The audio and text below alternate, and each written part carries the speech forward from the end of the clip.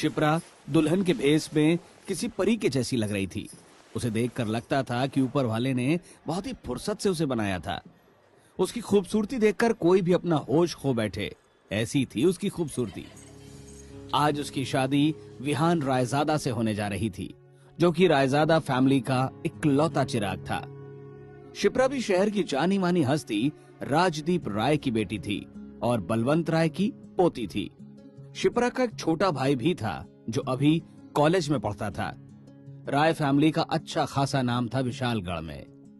इस शादी से दो परिवारों के बीच बिजनेस रिलेशन भी बनने वाला था।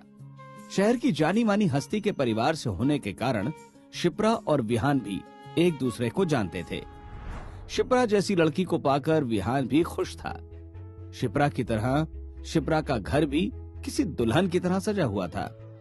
शिप्रा के घर के सामने ही एक बड़ा सा पंडाल जगमगाती रोशनी में मेहमानों से भरा पड़ा था।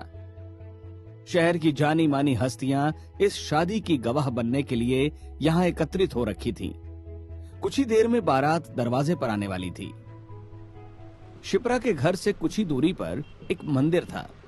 उस मंदिर के पास से ही विहान घोड़े पर सवार होकर आने वाला था। शिप्रा अपने कमरे में तैयार होकर बैठी हुई थी। उधर दूसरी तरफ मंदिर के पास विहान घोड़े पर सवार था और उसके सगे संबंधी बैंड की धुन पर नाच रहे थे। अभी बारात दूल्हे के साथ आगे बढ़ने ही वाली थी कि तभी चीख की आवाज के साथ एक खुली बॉडी वाली थार घोड़े के सामने आकर रुकी और गाड़ी में से ही सवार एक आदमी ने अपनी राइफल से एक आसमानी फायर किया। गोली की आवाज सुनकर बैंड बाजा सब बंद हो गया।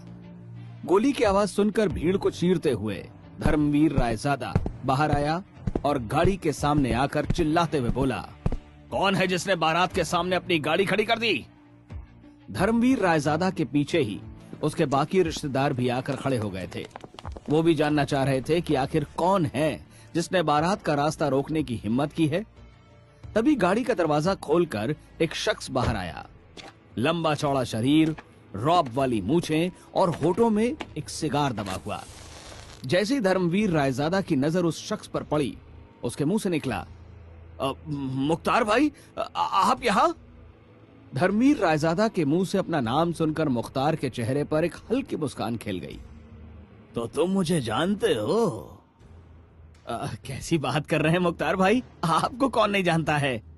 चलो बढ़िया है, फिर तुम्हें ज्यादा समझाना नहीं पड़ेगा और तुम्हें आसानी से मेरी बात भी समझ में आ जाएगी।